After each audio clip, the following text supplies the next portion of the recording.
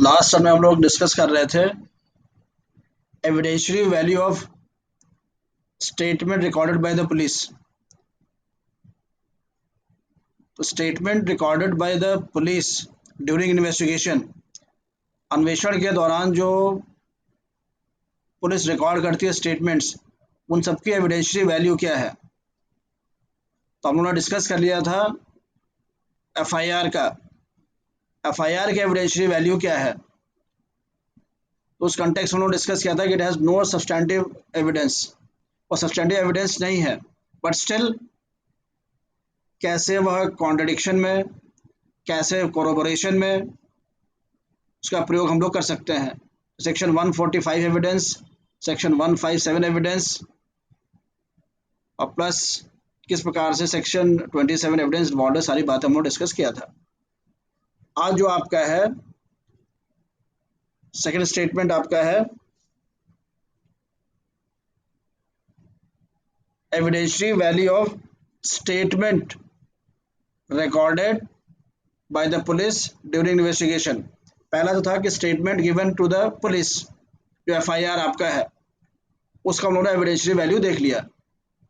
अब है आपका statement recorded bye police during investigation, मतलब अन्वेषण के दौरान जो पुलिस स्टेटमेंट रिकॉर्ड करती है उसका साक्ष्य मूल्य क्या, एविडेंशियरी वैल्यू क्या है। तो सबसे पहले तो आप लोग मालूम है कि पुलिस सेक्शन 161 सीआरपीसी में स्टेटमेंट्स लेती है। किनके स्टेटमेंट्स लेते हैं डिस्कस कर चुके हैं। एनी पर्सन, कोई भी व्यक्ति जो कि उस क्राइम और उस अपराध के संदर्भ में बता सकता है, उसका स्टेटमेंट ले सकती है। तो बेसिकली, और आप लोगों को मालूम है इन्वेस्टिगेशन क्या, व्हाट इज इन्वेस्टिगेशन। जब उन्होंने इन्वेस्टिगेशन क्लॉज में पढ़ा था, investigation is basically anything done by the police for collection of evidence, साक्ष्य एकत्रित करने के लिए जो कार्य पुलिस करती है किसी अपराध में एफआईआर लॉन्च होने के बाद, दैट इज कॉल्ड इन्वेस्टिगेशन। तो उसके लिए वो स्टेटमेंट रिकॉर्ड करती है 161। अब उसका एविडेंशियरी वैल्यू क्या है, एविडेंस तो है, उसका कितना मूल्य है, दैट इज वो हम डिस्कस करेंगे आज। तो जो हमने लिखा था कि statements recorded before the police, उनकी एविडेंशियरी वैल्यू क्या है। तो तीन कैटेगरीज थी, वन वाज एफआईआर, दूसरा ड्यूरिंग इन्वेस्टिगेशन जो पुलिस रिकॉर्ड करती है स्टेटमेंट, और तीसरा other than the first two, FIR और इसके अलावा जो और स्टेटमेंट्स हैं बिफोर द पुलिस, उनकी एविडेंशियरी वैल्यू क्या है।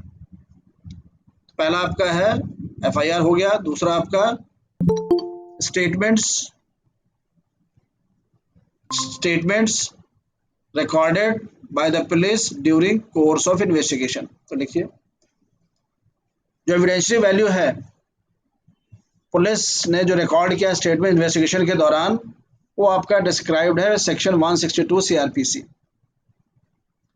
सेक्शन 162 सीआरपीसी कहता है कि जैसा दिया हुआ सेक्शन 162 सीआरपीसी में जो बातें दे रखी हैं,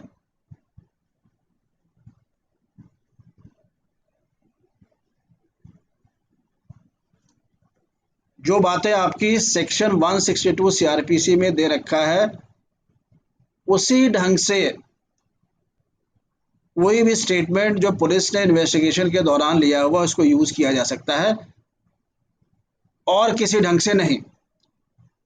दैट मीन्स एविडेंशियल वैल्यू क्या होगी, या किस प्रकार से स्टेटमेंट्स यूज किए जाएंगे इन्वेस्टिगेशन के दौरान, जो पुलिस स्टेटमेंट रिकॉर्ड करती है किस ढंग से यूज कर सकती है, दैट इज गिवन इन 162। पहले आप लिखेंगे कि जैसा 162 में दिया हुआ है सीआरपीसी में, उसी प्रकार से ही स्टेटमेंट्स का प्रयोग किया जा सकता है, किसी अन्य ढंग से नहीं।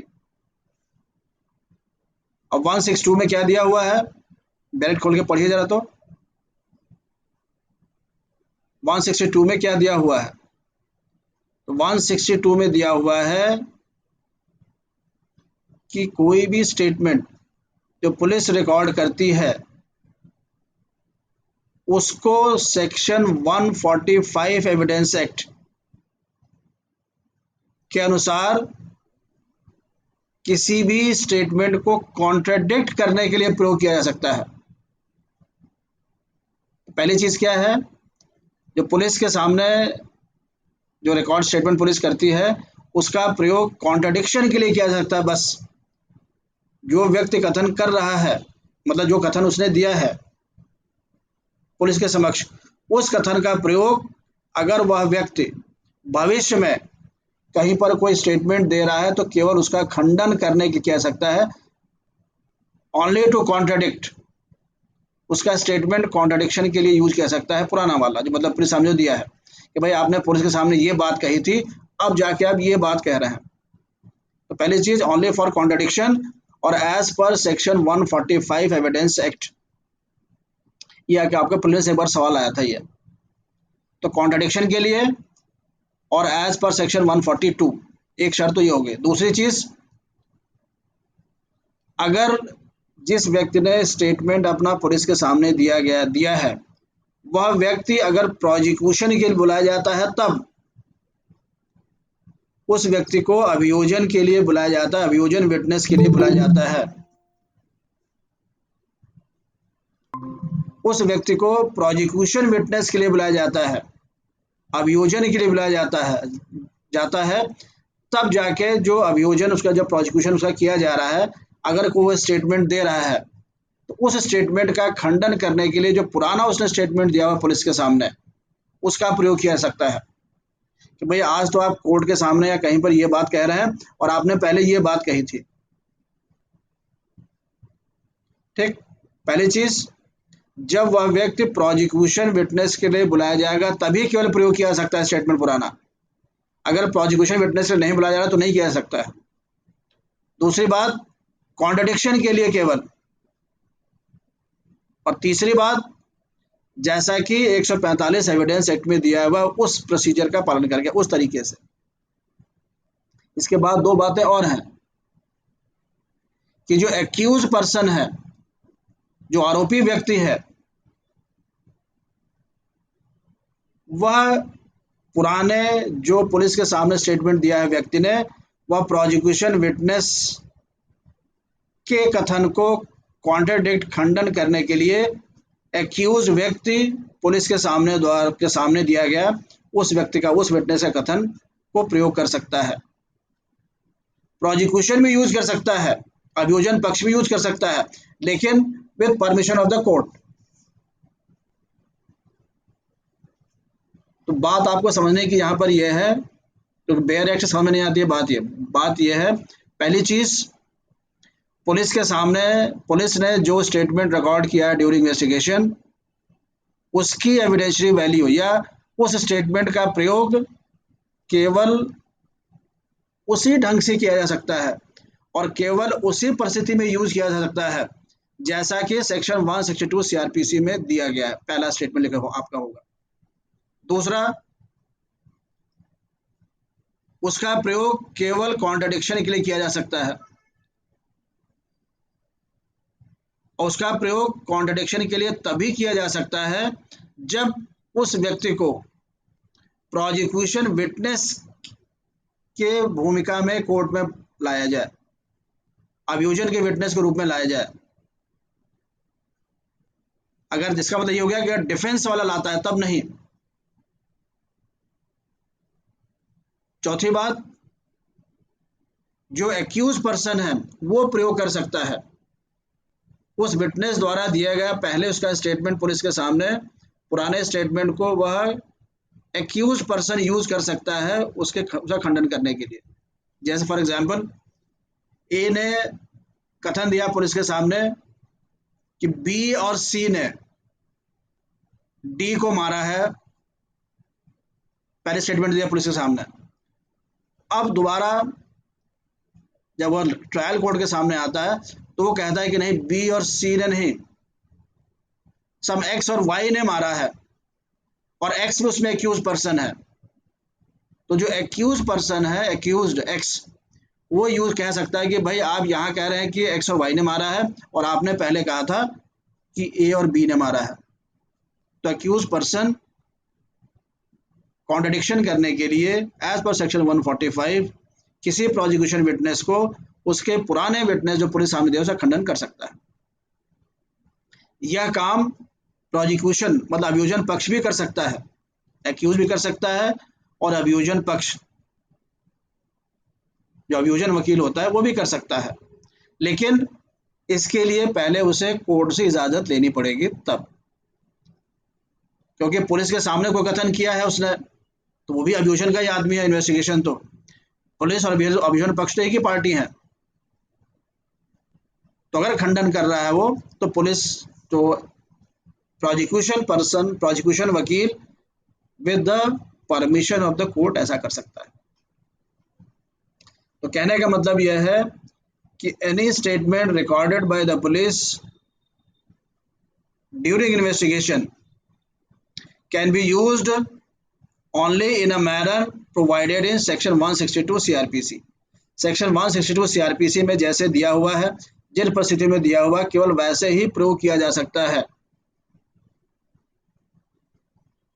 किसी व्यक्ति के द्वारा इन्वेस्टिगेशन के दौरान पुलिस को जो उसने स्टेटमेंट दिया, उस स्टेटमेंट का प्रयोग, उसका प्रयोग एक्यूज पर्सन भी कर सकता है और प्रोसिक्यूशन पक्ष भी कर सकता है।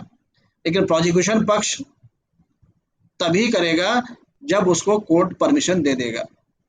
तीसरी बात, केवल कॉन्ट्रडिक्शन के लिए कर सकता है, मतलब खंडन करने के लिए, विरोध उसका बताने के लिए, कोरोबोरेट करने के लिए नहीं कि देखिए भाई ये आज भी यहाँ कह रहा है, पहले उसने यही बात की, इसके लिए यूज कर सकते हैं आप, केवल कॉन्ट्रडिक्ट करने के लिए। और जैसा कि सेक्शन 145 एविडेंस एक्ट में दिया हुआ है, उसके अनुसार इन 4-5 बातों को आपको याद रखना है। तो बात क्लियर हुई कि नहीं? बात ये, क्योंकि प्रश्न आता है, प्रीलिम्स में भी आता है और मेंस में भी आता है। तो प्रश्न लिखिएगा, तो how statement made before the police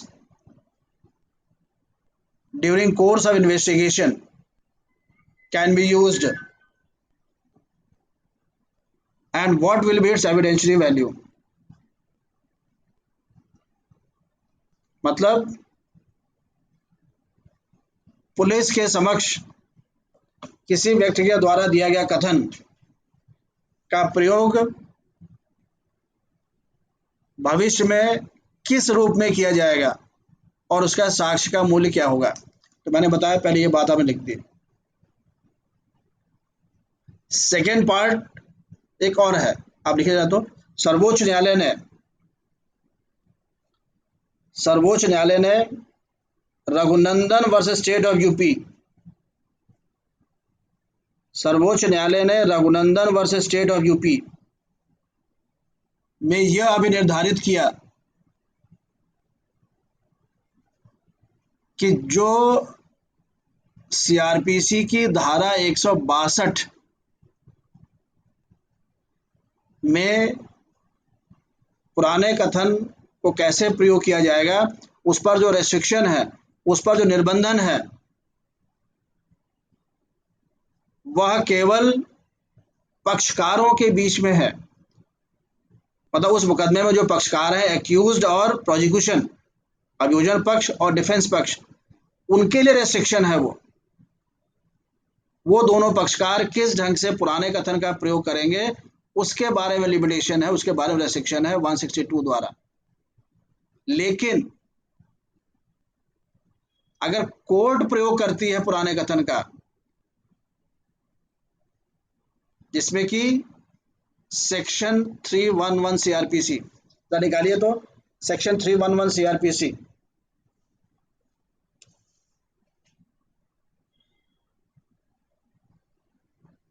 section 311 CrPC में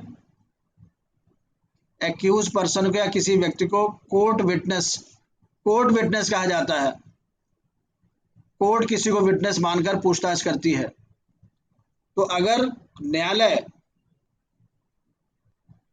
सेक्शन 311 में कोर्ट विटनेस के रूप में किसी व्यक्ति को बुलाती है, तो उस पर जो 162 की शर्तें हैं या लिमिटेशन, निर्बंधन है, वो लागू नहीं होंगे। मतलब 311 में कोर्ट जो है फ्री है, कोर्ट विटनेस जो बुलाया गया है उसके पुराने कथनों किस प्रकार से यूज करें, वो कोर्ट की मर्जी पर है। और दूसरा सेक्शन 165 एविडेंस एक्ट में, सेक्शन 165 एविडेंस एक्ट में जब न्यायालय पूछताछ करता है किसी व्यक्ति से, तो जो उसके पुराने उस व्यक्ति के जो पुराने स्टेटमेंट है बिफोर द पुलिस, उस पर भी 162 में दिए गए शर्तें या निर्बंधन न्यायालय पर लागू नहीं होंगे। दैट मीन्स 162 में जो परिस्थितियां हैं, जो शर्तें हैं कि इन शर्तों के या इस ढंग से ही 162 में जो दिया हुआ है, इस ढंग से ही केवल प्रयोग किया जाएगा। पुलिस के समक्ष दिया गया पुराना स्टेटमेंट वो पक्षकारों के लिए है केवल। न्यायालय जो 311 में कोर्ट विटनेस को बुलाता है और उससे अगर पूछताछ करेगा, या सेक्शन 165 एविडेंस एक्ट में जो पुलिस पूछताछ करती है,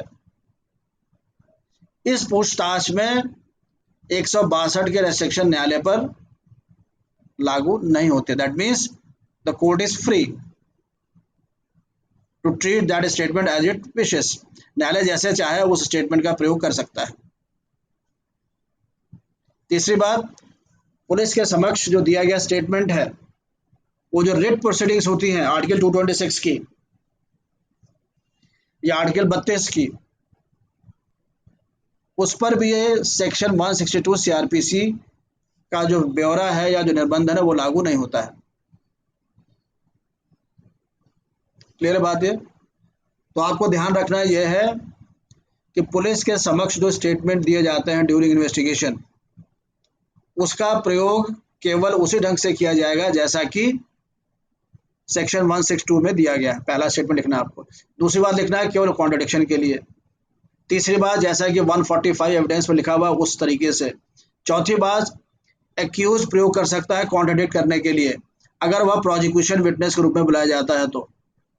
लेकिन अगर प्रोसिक्यूशन अब्यूजर पक्ष को प्रयोग करना है पुराने कथन का, तो फिर वो न्यायालय से पूछ कर करेगा। न्यायालय परमिशन देगा तो करेगा, नहीं देगा तो नहीं करेगा।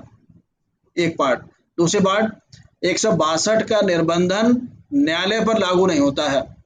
जब न्यायालय कोई इंक्वायरी, कोई पूछताछ सेक्शन 311 सीआरपीसी, जिसमें कोर्ट विटनेस कहा जाता है, एग्जाम में ऐसे भी आता है, court witness, prosecution witness, defence witness, तो कोर्ट विटनेस की व्याख्या 311 में दे रखा है, सेक्शन 311 सीआरपीसी। तो जब किसी व्यक्ति को कोर्ट विटनेस के रूप में बुलाया जाता है, तो उसके द्वारा दिए गए पहले के स्टेटमेंट पुलिस के समक्ष का प्रयोग न्यायालय कैसे भी कर सकता है, उस पर 162 का निर्बंधन लागू नहीं होगा। इसी प्रकार से एविडेंस एक्ट 165 में जिसका प्रयोग करता है, अगर पूछताछ करता है 165 के तहत एविडेंस एक्ट में, तो उस पर भी 162 लागू नहीं होता है। तीसरा पार्ट, 162 का निर्बंधन अगर कोई प्रोसीडिंग आर्टिकल 32 कॉन्स्टिट्यूशन का, मतलब फंडामेंटल राइट्स के एनफोर्समेंट के लिए हो रहा है सुप्रीम कोर्ट में या 226 में हाई कोर्ट में, और वहां कोई स्टेटमेंट प्रयोग किया जा रहा है जैसा कि पुलिस के सामने दिया गया है ड्यूरिंग इन्वेस्टिगेशन, तो 162 वाले निर्बंधन इन पर लागू नहीं होंगे। मतलब आप प्रयोग कर सकते हैं आर्टिकल 32 में भी, 226 में भी। तो ये आपको लिखना है, evidentiary value of statement recorded before the police during investigation. जब पॉइंट वाइज लिखते हैं तब आपको फुल मार्क्स मिलता है। 162 का जिक्र करेंगे आप, 161 का जिक्र करेंगे सीआरपीसी, एविडेंस एक्ट 145 रघुनंदन वाला केस का जिक्र करेंगे आप, सीआरपीसी 311 का प्रयोग करेंगे, यूज करेंगे, कॉन्स्टिट्यूशन के आर्टिकल 32 226 का प्रयोग करेंगे, एविडेंस एक्ट 145 165 का प्रयोग करेंगे। तो इतना आपका अच्छा आंसर बन जाएगा कि अगर एग्जाम में आता है तो आप फुल मार्क्स किस श्रेणी में आ जाएंगे, 10 में से 9 नंबर। ठीक। अब 162 में एक बात और लिखी हुई है, पढ़िए जरा तो।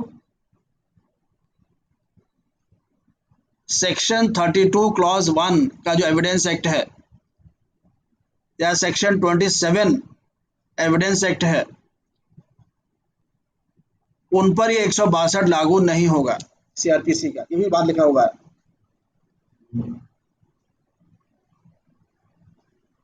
सेक्शन 32 क्लॉज 1 एक अपने आप में बड़ा कंसेप्ट है, चैप्टर है, जो कि एग्जाम्स में खूब आता है। सेक्शन 27 एविडेंस एक्ट एग्जाम्स में खूब आता है। अभी मैं थोड़ा सा ब्रीफ बता दूं आपको मैं। सेक्शन 32 क्लॉज 1 में बेसिकली डाइन डिक्लेरेशन है, मतलब मृत्युकालिक जो कथन होता है, मतलब व्यक्ति मरने से पहले अपने मृत्यु के बारे में जो कथन करके जाता है किसी के समक्ष, that is called dying declaration. अब मान लीजिए कि पुलिस के समक्ष किसी ने स्टेटमेंट दिया है ड्यूरिंग इन्वेस्टिगेशन, और वो स्टेटमेंट उसका डाइन डिक्लेरेशन बन जाता है, मतलब बताता है कि भाई मुझे ऐसे ऐसे लोगों ने किया और यहाँ ऐसे ऐसे मारा था, मुझे गोली मारी है, उसके बाद तुरंत उसकी मौत हो जाती है, 1 घंटे 2 घंटे जब भी आपका है, और वह स्टेटमेंट डाइन डिक्लेरेशन के रूप में कन्वर्ट हो जाता है, तो फिर 162 का रेस्ट्रिक्शन उस पर लागू नहीं होगा। वह सब्सटेंटिव एविडेंस बनेगा और उसके आधार पर उस व्यक्ति को दंडित भी किया जा सकता है, मतलब कन्विक्शन भी हो सकता है। क्लियर बात। और सेक्शन 127 एविडेंस एक्ट, वो भी ऐसी, मतलब मोटा मोटा बता रहा हूँ आपको, section 2 evidence act, section 27 evidence act में यह है, देखिए सामान्यतः पुलिस के समक्ष दिया हुआ कोई भी कथन मान्य नहीं होता एविडेंस के तौर पर, लेकिन अगर कोई कथन सेक्शन 27 में आ जाता है तो उसकी साक्ष्य वैली हो जाती है। सेक्शन 27 क्या है? पुलिस ऐसी कोई पूछताछ करती है और जिसके बारे में अभियुक्त ऐसी इंफॉर्मेशन देता है कि जो इंफॉर्मेशन उस एक्यूज के अलावा और कोई जान ही नहीं सकता था, ऐसी इंफॉर्मेशन जो केवल उसी को पता हो सकती है, अगर वो बात वो कथन करता है पुलिस के सामने ड्यूरिंग इन्वेस्टिगेशन, तो ये कथन एविडेंस में माना जाता है। जैसे अगर मान लीजिए किसी व्यक्ति ने, ए ने, ये कहा कि मैंने इस गड़ासे से उस व्यक्ति की हत्या की है, एक गड़ासा हत्या की है, और वो गड़ासा मैंने अपने खेत में जहां मेरा ट्यूबवेल है उस ट्यूबवेल के बगल में पेड़ के नीचे छुपा रखा है। तो ये एक ऐसी इंफॉर्मेशन है कि मैंने गड़ासे से मारा, वो गड़ासा मैंने अपने ट्यूबवेल वाले खेत पर ही पेड़ के नीचे छुपा रखा है। तो पुलिस वहां जाती है और करके उस पेड़ के नीचे गड़ासा निकालती है और गड़ासा मिलता है। तो ये स्टेटमेंट और ये साक्ष्य जो है आपका है, ये सब्सटेंटिव एविडेंस है और ये एविडेंस माना जाता है। तो बड़ा ये एक बड़ा कंसेप्ट है, तो हम डिस्कस करेंगे। उसकी शर्त है कि वो चीज़ किसी को जानकारी होनी ही नहीं चाहिए, मतलब हो ही नहीं सकती है। फॉर एग्जाम्पल, अगर मैंने कहा कि भाई मैंने गड़ासे से मारा है और ये गड़ासा मैंने बालसन चौराहे पर रख रखा है, और जाते हैं तो बालसन चौराहे पर वो गड़ासा मिलता है, तो ये नहीं माना जाएगा, क्योंकि बालसन चौराहा एक सार्वजनिक स्थल है, वहां पर वो गड़ासा कोई भी रख सकता है, या पुलिस स्वयं कोई भी रख सकती है। तो उसमें सेक्शन 27 में काफ़ी शर्तें हैं, बस केवल आपको यहाँ पर ये याद रखना है कि जब कोई statement section 32 clause 1 evidence act की श्रेणी में आ जाए, या कोई स्टेटमेंट सेक्शन 27 एविडेंस एक्ट की श्रेणी में आ जाए, तो उस पर 162 सीआरपीसी के जो निर्बंधन रेस्ट्रिक्शन लगा रखे हैं वो लागू नहीं होते हैं। तो ये आपका कंप्लीट आंसर है। देखिए हम लोग क्या कर रहे हैं, evidentiary value of statements before the police. तो पहला क्या था, एफआईआर। एफआईआर भी एक स्टेटमेंट है पुलिस के समक्ष, लेकिन वो ड्यूरिंग इन्वेस्टिगेशन नहीं है, उसके बाद अन्वेषण स्टार्ट होता है।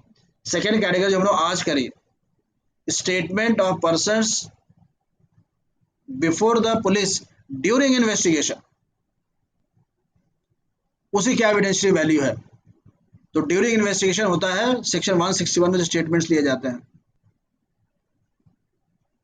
तो उसका क्या एविडेंशियरी वैल्यू है, कैसे उसको ट्रीट किया जाएगा एविडेंस में, वो 162 में डिस्क्राइब कर रखा है, जो हम लोग डिस्कस किया अभी। तो कैसे कॉन्ट्रडिक्शन का यूज होगा, 145 का प्रयोग होगा, प्रोसिक्यूशन विटनेस के रूप में आएगा तभी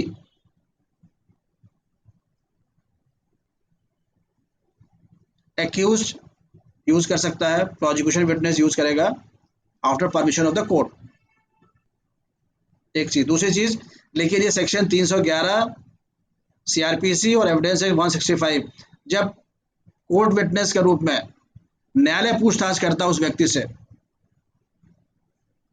तो वहां पर सेक्शन 162 लागू के रेस्ट्रिक्शन लागू नहीं होंगे। प्लस सेक्शन आर्टिकल 32 पर लागू नहीं होगा। इसके अलावा 32 क्लॉज 1 एविडेंस एक्ट, मतलब डाइन डिक्लेरेशन अगर है कोई कथन, ऐसा कथन जो पुलिस के समक्ष दिया गया है जो कि डाइन डिक्लेरेशन के रूप में कन्वर्ट हो गया है, उस पर 162 की लिमिटेशंस लागू नहीं होंगी। इस प्रकार से ऐसा कोई कथन जो सेक्शन 27 एविडेंस एक्ट की श्रेणी में आ गया है, तो उस पर भी 162 की शर्तें लागू, मतलब they are purely substantive evidence, उनका पूरा एविडेंशियरी वैल्यू है। क्लियर है बात ये? किसी को पूछना तो बताइए, इस पर सवाल खूब आता है, आंसर कंसेप्चुअली आंसरिंग नहीं होती है, तो खूब एग्जाम में आता है और इसकी आंसरिंग ढंग से नहीं हो पाती है। किसी को पूछना है? देखिए, ये बात स्पष्ट कर लीजिए, हम लोग डिस्कस कर रहे हैं evidentiary value of statements made before the police. तो मेड बिफोर द पुलिस में पहली कैटेगरी क्या है? एफआईआर की। एफआईआर लिखाने जाते हैं तो पुलिस सामने कथन करते हैं आप, उसके एविडेंशियरी वैल्यू को डिस्कस लास्ट टर्न पर। दूसरा, evidentiary value of the statements made before the police during course of investigation, अन्वेषण के दौरान जो पुलिस कथन लेती है उसका एविडेंशियरी जो हमने आज डिस्कस किया 162 में। 161 स्टेटमेंट हो जाएगा, उसका एविडेंशियरी वैल्यू क्या होगा? 162 के रेस्ट्रिक्शन है। तीसरी कैटेगरी क्या है? ऐसे स्टेटमेंट जो ना एफआईआर है, पुलिस के समक्ष दिए गए ऐसे स्टेटमेंट जो ना एफआईआर है और ना ही अन्वेषण के दौरान, ना ही ड्यूरिंग इन्वेस्टिगेशन, ना ही अन्वेषण के दौरान वह कथन किया गया है, वो कैटेगरी। ओके, फॉर एग्जांपल जैसे एफआईआर तो क्या ठीक क्लियर हो गया, किसी अपराध में इन्वेस्टिगेशन चल रहा है, इन्वेस्टिगेशन के दौरान पुलिस ने एक्स से पूछा भी बताइए, ऐसे तो बता रहा है वो, लेकिन उस स्टेटमेंट के बाद या पहले या वहीं पर भी स्वेच्छा से एक्स ने जो एक लेटर लिख दिया पुलिस को कि ऐसे ऐसे है, ये काम मैंने किया हुआ है, एक पत्र लिख दिया एक्स ने पुलिस को, आईओ को, भाई ये काम मैंने ऐसे ऐसे किया हुआ है, तो ये जो पत्र लिखा है उसने, ये ड्यूरिंग इन्वेस्टिगेशन दिया गया कथन नहीं है। ड्यूरिंग इन्वेस्टिगेशन तो पुलिस पूछती है भाई आप बताइए ऐसे ऐसे, ऐसा एक पत्र किसी व्यक्ति ने स्वेच्छा से लिख दिया कि ये अपराध में ये लोग लिप्त है, इस अपराध में मैं लिप्त था, जो भी आपका है, तो ये कथन ऐसा कथन है जो कि ना एफआईआर है और ना ही ड्यूरिंग इन्वेस्टिगेशन का है। ये तीसरी कैटेगरी क्या है, इसकी एविडेंशियरी वैल्यू क्या है? ये बात आप लोग क्लियर हो रहा है कि नहीं हो रहा है? तो तीसरे कथन की हम लोग बात कर रहे हैं, बोलिए।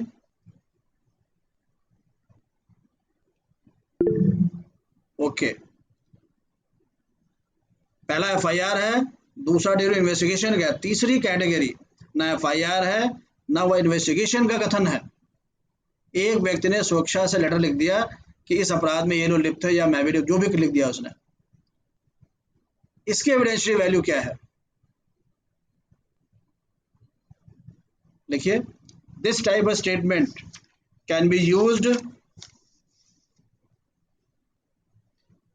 as per section 145 evidence act, correct, as per section 145 evidence act and section 157 evidence act, मतलब ये कॉन्ट्रडिक्शन और कोरोबोरेशन दोनों के लिए इस प्रकार का कथन का प्रयोग हो सकता है।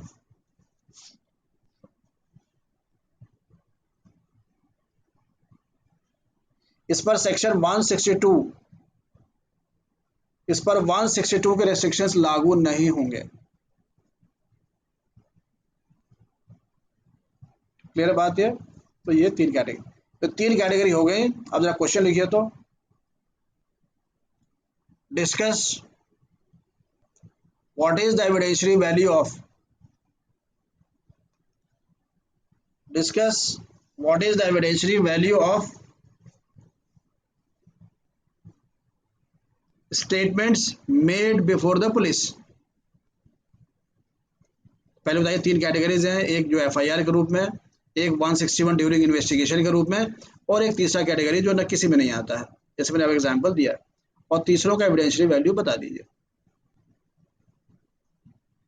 तो इसमें आपको जानना क्या है, सेक्शन 1 एफआईआर के बारे में जानना है, सेक्शन 161, सेक्शन 162, सेक्शन 311 सीआरपीसी, उसके अलावा 145 एविडेंस एक्ट, 157 एविडेंस एक्ट, फिर section 27 evidence act, section 32 clause 1 evidence act. इतनी बातें, इतने आर्टिकल्स लिख दे रहे हैं, इतने सेक्शंस लिख रहे हैं, बस कितना क्लैरिटी से आप आंसरिंग कर रहे हैं, दैट विल मैटर। और पर्याप्त आपके लिए सेक्शंस है, पर्याप्त आपके लिए केस लॉ जो मैंने बताया, ठीक। तो ये आपका है evidentiary value of statement before the made before the police. सब लोग इसका आंसर कर लेंगे, सब लोग इसके आंसरिंग कर लेंगे। छोटे छोटे आंसर्स आप तैयार करते जाएंगे तो आपके लिए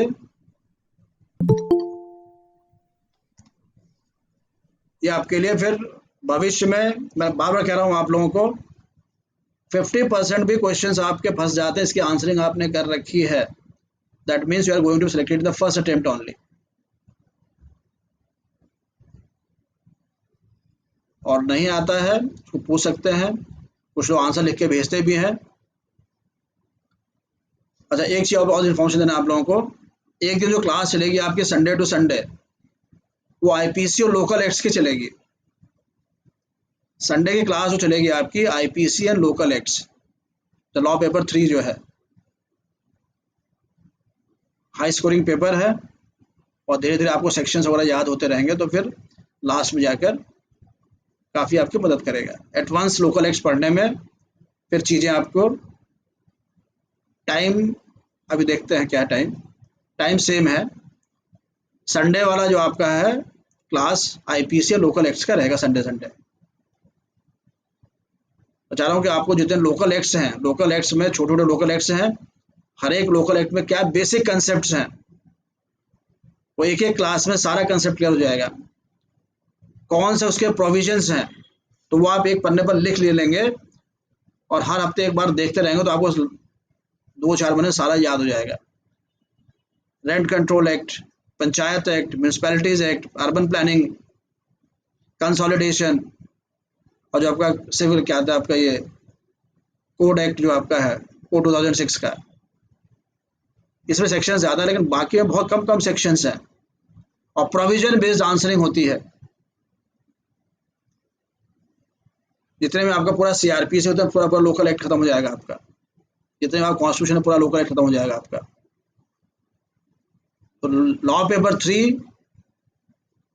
देखिए, law paper 2 and law paper 3 इसमें टारगेट है 150 प्लस। जो लॉ पेपर 1 है जिसमें कि कॉन्स्टिट्यूशनल लॉ, कॉन्ट्रैक्ट लॉ, सारे सब्सटेंटिव लॉ, उसकी लिमिटेशन है,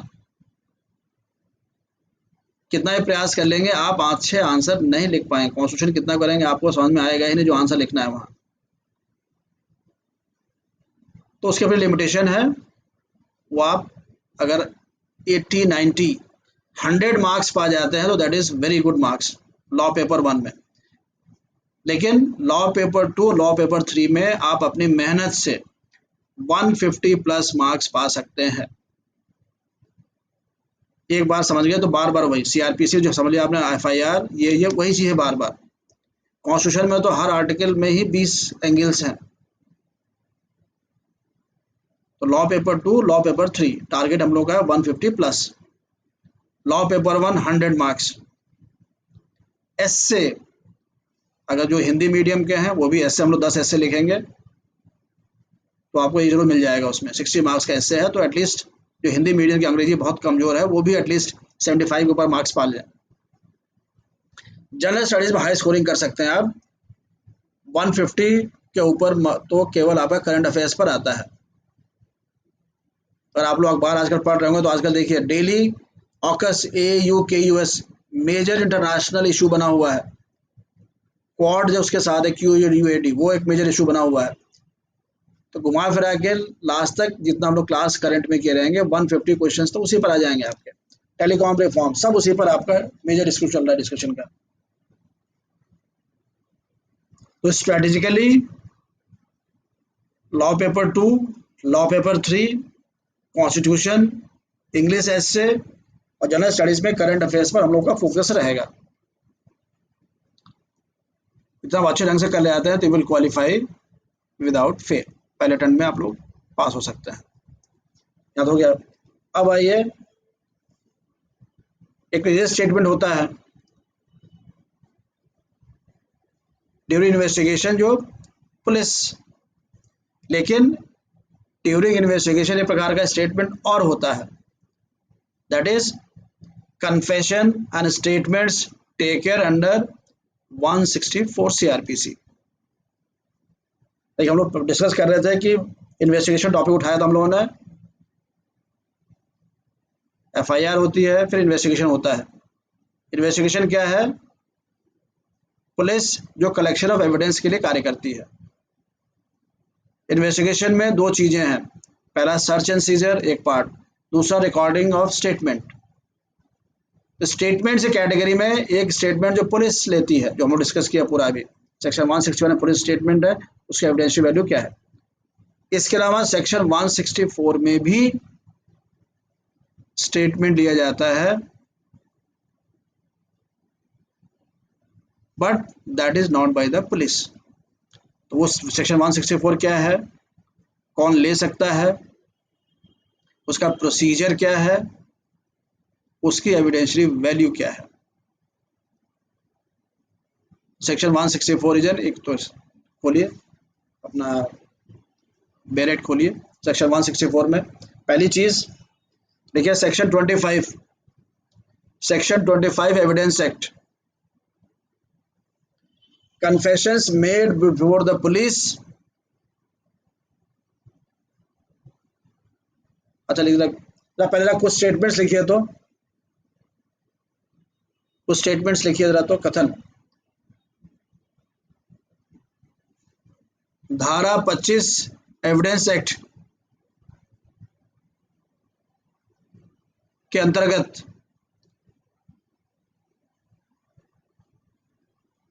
किया गया कन्फेशन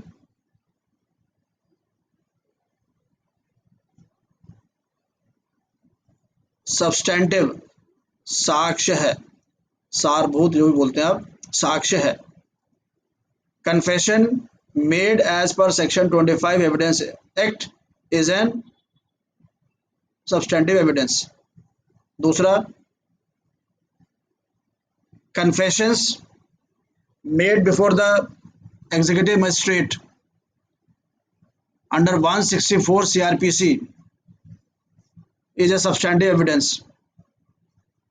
एग्जीक्यूटिव मजिस्ट्रेट के समक्ष धारा 164 के अंतर्गत दिया गया कथन सब्सटेंटिव एविडेंस है। तीसरा,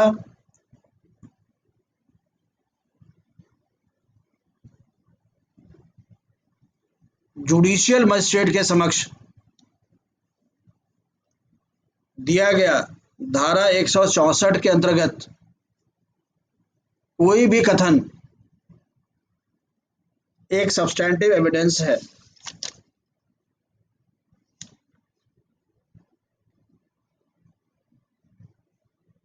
और चौथा, what is default bail, default bail क्या होता है।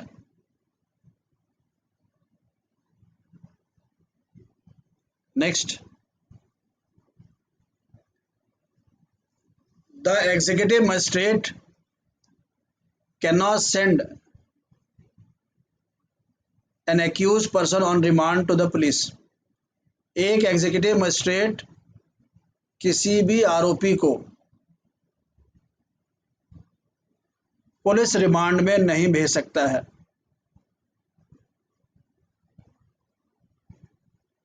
देखिए, एक जुडिशियल मजिस्ट्रेट किसी भी आरोपी को अधिकतम 7 दिन के लिए पुलिस रिमांड पर भेज सकता है। अगला, अगर किसी अपराध में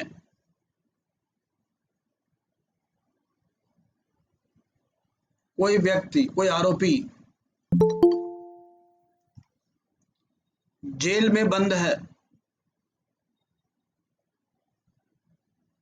तो 60 दिन के बाद वह डिफॉल्ट बेल का हकदार हो जाता है। इतने स्टेटमेंट्स हैं, कौन से गलत है कौन सही है, पहले स्टेटमेंट पढ़ते हैं तो एक एक पहले कर लीजिए 5 मिनट, उसके बाद कोई एक एक स्टेटमेंट पढ़े और बताएं कि सही है गलत है, क्योंकि 164 और 167 हम लोग डिस्कस करेंगे डिटेल में। सेक्शन 161, 162, 164 और 167 ये काफ़ी इंपॉर्टेंट इन्वेस्टिगेशन का पार्ट है, ये आपको आना चाहिए।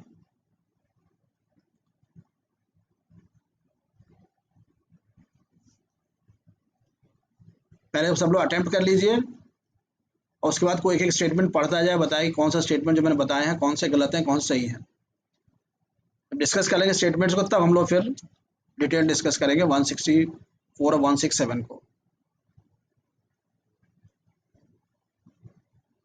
और जो हम लोग क्लास में करते जा रहे हैं और जो स्पेसिफिकली सेक्शंस जो आते हैं ड्यूरिंग डिस्कशन, उसका एक अलग लिस्ट बनाइए, इंतजार मत करिए। सेक्शन 311 सीआरपीसी आज ही आपके रजिस्टर में आ जाए, जाकर देख लीजिए घर पर क्या है उसमें।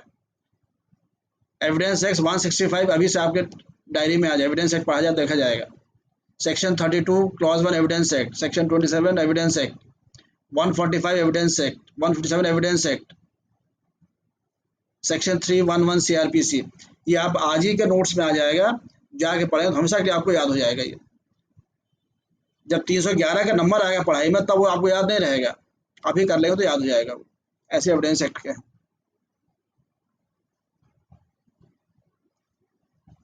बेयर एक्ट खोल के देख सकते हैं आप, जो मैंने कथन लिखाए हैं बेयर एक्ट खोलकर आप उसकी आंसरिंग करने का प्रयास करिए।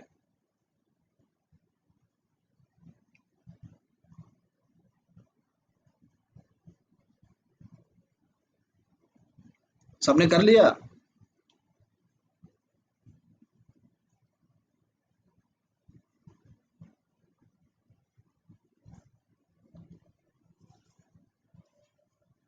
कंप्लीट किया आप लोगों ने? किसी ने कंप्लीट किया कि नहीं अभी? एनीवे, व्हाट इज द पहला कथन क्या है जरा बताइए।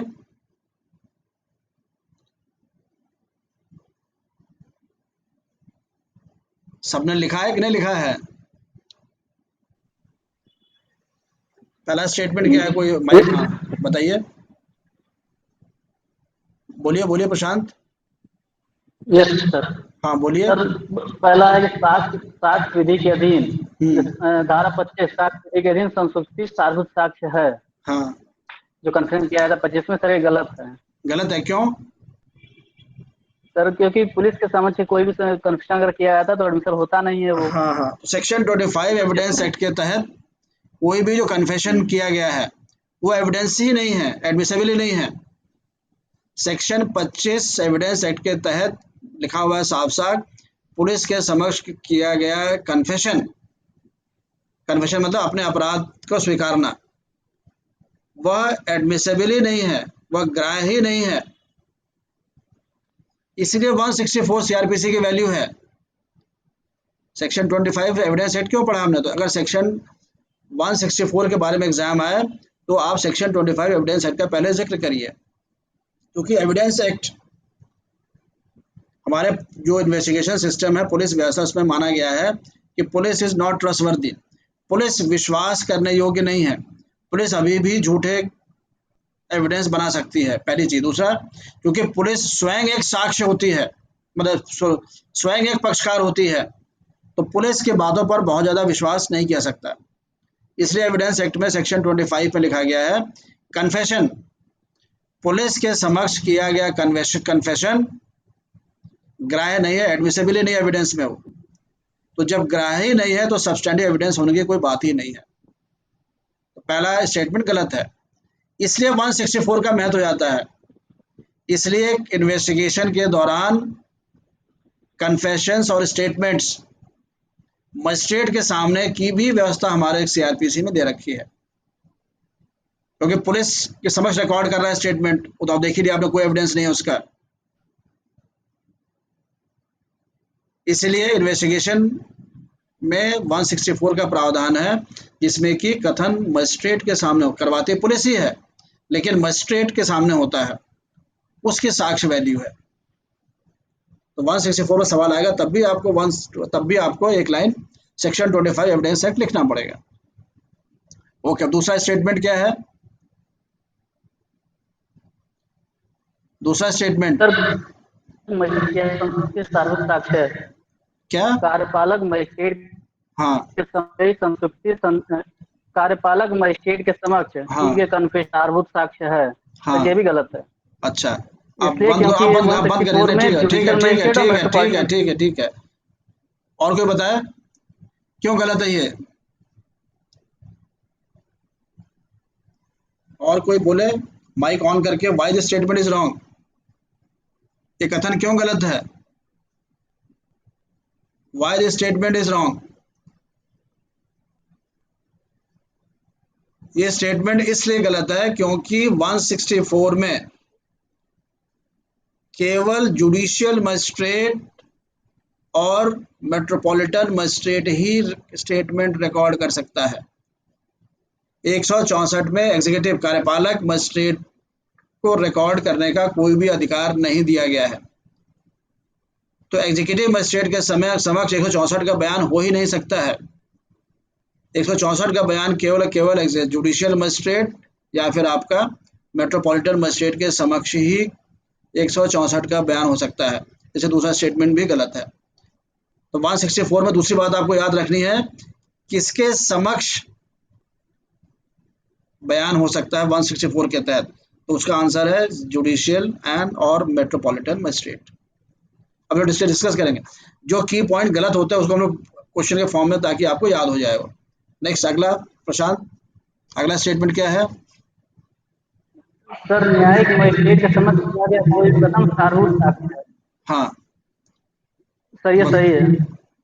बताए कोई, एनीवन?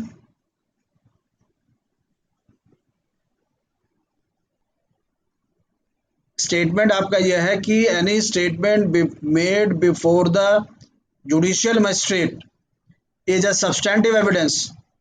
क्या यह कथन सही है?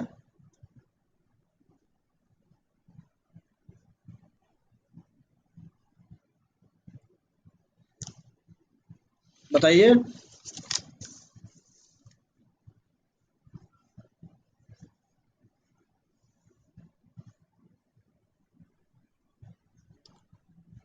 ट्रू है ये? और कोई?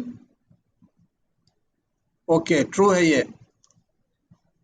जब सब लोग ट्रू बोल रहे हैं तो इसको चेक करिएगा। मेरे हिसाब से it is not a substantive evidence. Section 164 में जो कन्फेशन होता है, सेक्शन 164 में जो कन्फेशन होता है that is an substantive evidence. लेकिन सेक्शन 164 में दो प्रकार के कथन होते हैं मजिस्ट्रेट के सामने। पहला, कन्फेशनल स्टेटमेंट। कन्फेशन स्टेटमेंट मतलब जिसमें कि व्यक्ति अपने अपराध को स्वीकार करता है। तो जो कन्फेशन वाला स्टेटमेंट है वो तो सब्सटेंटिव एविडेंस है। बट एनी अदर स्टेटमेंट्स, इसलिए आपको ध्यान रखना होता है कि सेक्शन 164 में दो प्रकार की बातें हैं, कन्फेशन वाले statement and other statements. Other statements made under section 164 जो है वो सब्सटेंटिव एविडेंस नहीं है।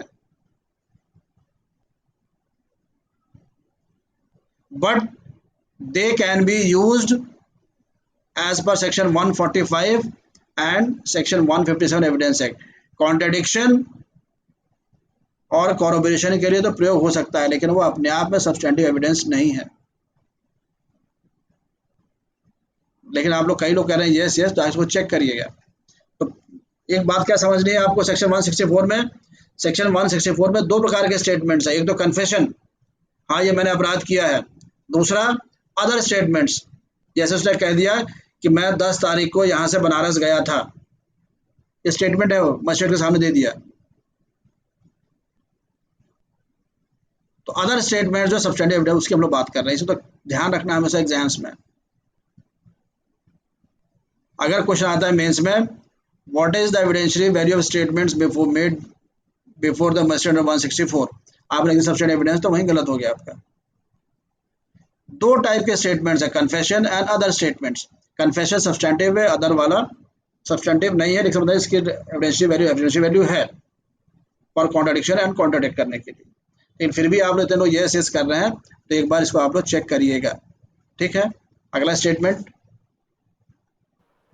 एक डाउट है सर। हाँ सर ये सब्सटेंटिव से क्या मतलब है हमारा यहाँ पे? मतलब उसके आधार पर किसी को आप दो सिद्धि कर सकते हैं, या ऐसा स्टेटमेंट जो क्रॉस एग्जामिनेशन के बाद बना हो, ऐसा स्टेटमेंट जो किसी को प्रूव करने में प्रयोग हो सकता हो। तो सर अंडर क्लॉज 5 अगर हम 164 के देख रहे हैं जहाँ ये स्टेटमेंट रिकॉर्ड होता है, हाँ तो मजिस्ट्रेट ओथ पे रिकॉर्ड करवाता है इस स्टेटमेंट को। ठीक है। तो अगर ओथ पे रिकॉर्ड करवा रहा है, that means it is a substantive piece of evidence. अब नहीं, नॉट नेसेसरी, इसका नाम इसे देख के आएगा। सब लोग, आप लोग कह रहे हो, इसको आप लोग कल देख के कल फिर डिस्कस करेंगे। लेकिन बुक्स में लिखा हुआ है it is not a substantive evidence, ठीक है। तो जो कन्फेशन के अलावा स्टेटमेंट्स हैं, उनकी एविडेंशियरी वैल्यू क्या है, एक बार आप सब लोग चेक करके पढ़ के आइएगा बुक्स में, क्यों सब्सटेंटिव एविडेंस लिख रहे हैं उसको। वो कह रहे हैं कि केवल इसको आप कॉन्ट्रडिक्ट कर सकते हैं और आपका ये कॉन्ट्रडिक्शन यूज कर सकते हैं, या फिर कोरोबोरेशन में। और फिर डिस्कस करेंगे कल इसको, जो other statements made before the magistrate which are not confessional, ठीक है। द नेक्स्ट स्टेटमेंट आइए। अगला स्टेटमेंट क्या है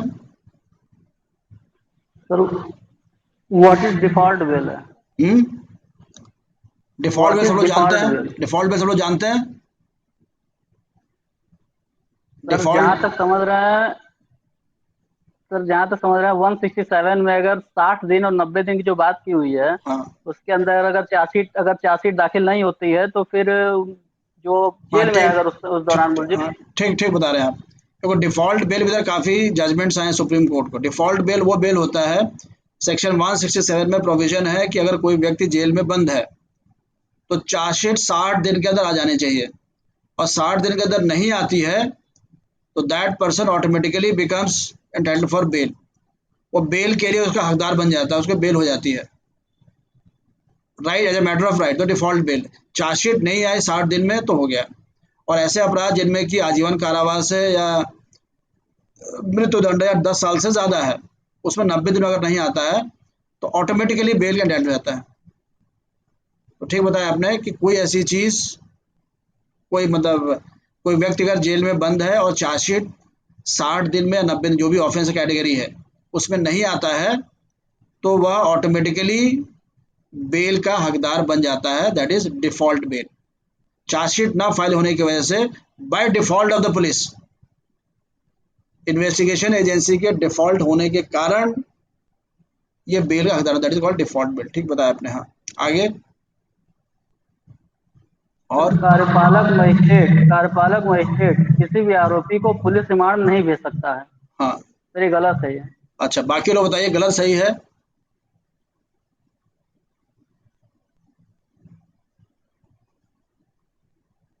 तो जो एग्जीक्यूटिव मजिस्ट्रेट है वो भी पुलिस रिमांड पर भेज सकता है, सेक्शन 167 में ये है कि अगर 24 घंटे के अंदर अन्वेषण एज पर सेक्शन 57 अगर इन्वेस्टिगेशन 24 आवर्स में कंप्लीट नहीं होता है तो पुलिस की ड्यूटी है कि उस आरोपी को वह नियरेस्ट मजिस्ट्रेट के सामने पेश करे, जुडिशियल मजिस्ट्रेट, और अगर जुडिशियल मजिस्ट्रेट नहीं है तो एग्जीक्यूटिव मजिस्ट्रेट के सामने पेश करे।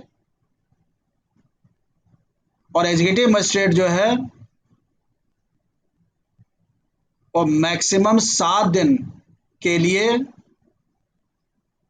कस्टडी में पुलिस के भेज सकता है। पुलिस का मतलब रिमांड पुलिस को, तो 7 दिन का है। यही पावर जुडिशियल मजिस्ट्रेट को 15 दिन का है। तो यहाँ पर एक बताने का प्रयास ये है कि एग्जीक्यूटिव मजिस्ट्रेट को भी पुलिस कस्टडी में भेजने का अधिकार है, मतलब पुलिस रिमांड में देने का अधिकार है, बट फॉर 7 डेज। लेकिन जुडिशियल मजिस्ट्रेट को पावर है फॉर 15 डेज। पुलिस रिमांड की बात हम लोग कर रहे हैं, उसके आगे तो जेल कितना भेज सकता है जुडिशियल मजिस्ट्रेट, लेकिन जुडिशियल मजिस्ट्रेट भी पुलिस रिमांड पर किसी को 15 डेज से ज़्यादा इन टोटल नहीं भेज सकता है। और अगर मान लीजिए एग्जीक्यूटिव मजिस्ट्रेट ने 7 दिन तक भेजा है, उसके बाद वह जुडिशियल मजिस्ट्रेट के पास जाता है, जुडिशियल मजिस्ट्रेट अब 7 दिन और भेज सकता है, 8 दिन और भेज सकता है, टोटल 15 दिन। नेक्स्ट क्या है अगला स्टेटमेंट? न्यायिक मजिस्ट्रेट किसी भी आदमी को अधिकतम 7 दिन के लिए पुलिस रिमांड में भेज सकता है। तो ये स्टेटमेंट आपका गलत है, वो उसको पावर है मैक्सिमम 15 डेज का। आगे, यदि कोई व्यक्ति जेल में बंद है तो 60 दिन के अंदर 60 दिन के भीतर डिफॉल्ट बेल का हकदार हो जाता है। ठीक, करेक्ट। आगे, हाँ, अब नेक्स्ट हो गया सर, हो गया। तो ये आपका जो है हम लोग evidentiary value of person made before the police वो हमने किया। पहला कैटेगरी है एफआईआर, दूसरा statements made before the police during investigation, तो हम पूरा डिस्कस किया। Section 164, 145 evidence, 157, 32, article 32, article 226, article section 311 CrPC, वो कैटेगरी। इसके अलावा वो स्टेटमेंट्स जो ना एफआईआर है ना ड्यूरिंग इन्वेस्टिगेशन वाले हैं, उनकी एविडेंशियरी वैल्यू क्या है, ये कंप्लीट किया। अब जो हम लोग का मेजर टॉपिक है दैट इज सेक्शन 164 और सेक्शन 167 सीआरपीसी, और इसके बाद फिर 169, 170, 173 टू, ये सारा मिला के कल कंप्लीट हो जाएगा। ये इन्वेस्टिगेशन वाला ये पार्ट जो है 164 में क्या है, 167 में क्या है, और इसके बाद फिर इन्वेस्टिगेशन कंप्लीट होने के बाद क्या प्रोसीडिंग्स हैं, dated with documents, dated with the accused person. अन्वेषण कंप्लीट होने के बाद जो पुलिस अधिकारी है, आईओ है, वो मजिस्ट्रेट को पेश करता है पुलिस रिपोर्ट। किन कंडीशंस में करेगा, किन कंडीशन में नहीं करेगा, और करेगा तो क्या क्या चीज़ें मजिस्ट्रेट के सामने पेश करनी होंगी उस अभियुक्त को, कौन से दस्तावेज, किस फॉर्मेट में, ये थोड़ा सा आपको देखना है। और इसके बाद फिर स्पेशल जो ऑफेंसेज हैं, हत्या वाले, सुसाइड वाले, उसमें इन्वेस्टिगेशन का क्या स्पेशल प्रोसीजर है, 174 से लेकर आपका 170 के जो आपका है 8 तक, तो ये पार्ट और रह जाएगा। तो कल हम लोग का सेक्शन 164 और 167 हम लोग करेंगे थियोरेटिकली। अभी हम लोग ऑब्जेक्टिव थियोरेटिकली करेंगे। इसमें आपको एक पढ़ के आना है कि सेक्शन 164 में मजिस्ट्रेट के सामने दिया गया कथन apart from the confession statement वह सब्सटैंटिव एविडेंस है कि नहीं है, इतना। बाकी सब्सटैंटिव एविडेंस वगैरह क्या है हम लोग जब एविडेंस एक्ट पढ़ेंगे तब डिस्कस करेंगे। और Sunday IPC and local acts paper 3 हम लोग स्टार्ट करेंगे संडे। इसमें आईपीसी एंड लोकल एक्ट्स के प्रोविजंस बेसिकली आपको याद हो जाने चाहिए, तो वो लंबा टाइम लेते हैं। तो जब नेक्स्ट संडे आएगा आपका कल के बाद का, तो दैट विल बी संडे वाला क्लास लोकल एक्ट और आईपीसी का रहेगा। जो हम लोग क्लास में करते जा रहे हैं उसका नोट्स बनाते जाइए। एटलीस्ट जो सेक्शंस और जो भी केस लॉ एक एक आता जा रहा है वो बना के रट डालिए। वो सेक्शन 311 को अभी रटिए, एविडेंस एक्ट 25 को अभी रटिए, एविडेंस एक्ट 32 क्लॉज 1 को अभी रटिए, 145 को अभी रटिए, सेक्शन 165 एविडेंस एक्ट अभी रेडी है, तो देखेंगे एविडेंस एक्ट आते आते आपको कम से कम एटलीस्ट प्रोविजंस क्लियर हो चुके होंगे, मतलब सेक्शन वाइज। कंसेप्चुअल बातें हैं, जब वो आएगा तब करेंगे आप। तो law paper 2 and law paper 3, इसमें जितने प्रोविजंस आपको अच्छे ढंग से रटा रहेगा, एग्जाम्स में आपको मार्क्स ज़्यादा मिलेगा। इनमें केस लॉ बहुत कम है, प्रोविजन बेस्ड ही पेपर है, पेपर 2 एंड पेपर 3, और स्ट्रेट लाइन वाले पेपर हैं ये। लॉ पेपर 1 काफ़ी एनालिसिस बेस्ड है, कंसेप्चुअल बेस्ड है, अलग डायरेक्शंस हैं, तो उसमें बहुत ज़्यादा आपका टाइम भी बहुत लगेगा और हाई स्कोरिंग आपके लिए नहीं रहेगा। पेपर 2 पेपर 3 अगर आप ढंग से करते हैं तो I think you can score 150 तक आप जा सकते हैं, और एक पेपर में 150 मार्क्स आ गया, यू आर सिलेक्टेड, सिलेक्शन आपका तय है। अगर एक भी पेपर में 150 नंबर आपका आ गया, अपनी मेहनत से आप पेपर 2 और पेपर 3 में 150 नंबर ला सकते हैं। रेस्ट में मेहनत के साथ साथ आपको अपनी किस्मत भी चाहिए, तब जाके 110 120 तक आप पहुंचेंगे। चलिए, okay, thank you very much. Tomorrow at 8